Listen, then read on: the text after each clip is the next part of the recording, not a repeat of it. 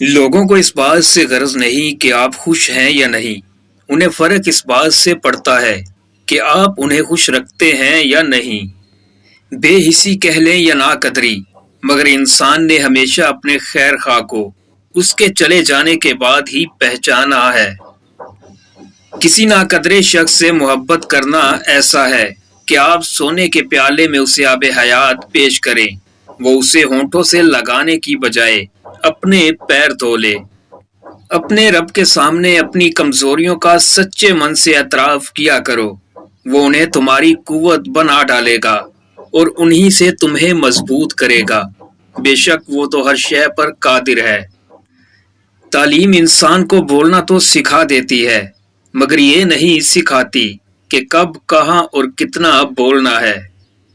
ناظرین، کسی کو اتنا پیار دو کہ گنجائش نہ چھوڑو، اگر وہ پھر بھی تمہارا نہ بن سکے تو اسے چھوڑ دو، کیونکہ وہ محبت کا طلبگار ہی نہیں بلکہ وہ ضرورت کا پجاری ہے۔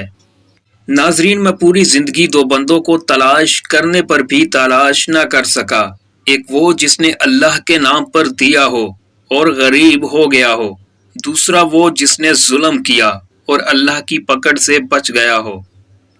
نفس وہ کتا ہے جو انسان سے غلط کام کروانے کے لیے اس وقت تک بھونکتا رہتا ہے جب تک وہ غلط کام کروا نہ لے، اور جب انسان وہ کام کر لیتا ہے تو یہ کتا سو جاتا ہے، لیکن سونے سے پہلے ضمیر کو جگا جاتا ہے۔ زندگی کے ہر موڑ پر صلح کرنا سیکھو، کیونکہ جھکتا وہی ہے جس میں جان ہوتی ہے، اکڑنا تو مردے کی پہچان ہوتی ہے۔ دشمنوں میں ایسے رہو جیسے ایک زبان 32 دانتوں کے درمیان رہتی ہے، ملتی سب سے ہے لیکن دبتی کسی سے نہیں۔ اور ناظرین، جھوٹ اس لیے بھی بک جاتا ہے کیونکہ سچ خریدنے کی اوقات ہر کسی کی نہیں ہوتی۔ کسی تکلیف کو اتنا درجہ مت دو کہ وہ آپ سے جینے کا حق چھین لے، یہ دنیا ہے، یہاں لوگ بے نقاب ہوتے رہتے ہیں۔ ناظرین، جنت وہ واہی شاندار جگہ ہے جہاں جانا تو سب چاہتے ہیں مگر جلدی کسی کو نہیں۔ ناظرین، اپنے دن کی ابتدا 3 چیزوں کے ساتھ کیجئے: کوشش، سچ اور یقین۔ کوشش دن بہتر کرنے کے لیے، سچائی اپنے کام کے ساتھ، یقین اللہ کی ذات پر۔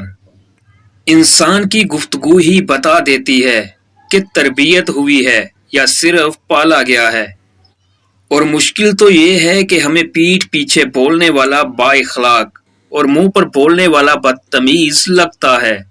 آج کل مطلب اور ضرورت طے کرتی ہے کہ لہجہ کتنی دیر میٹھا رکھنا ہے۔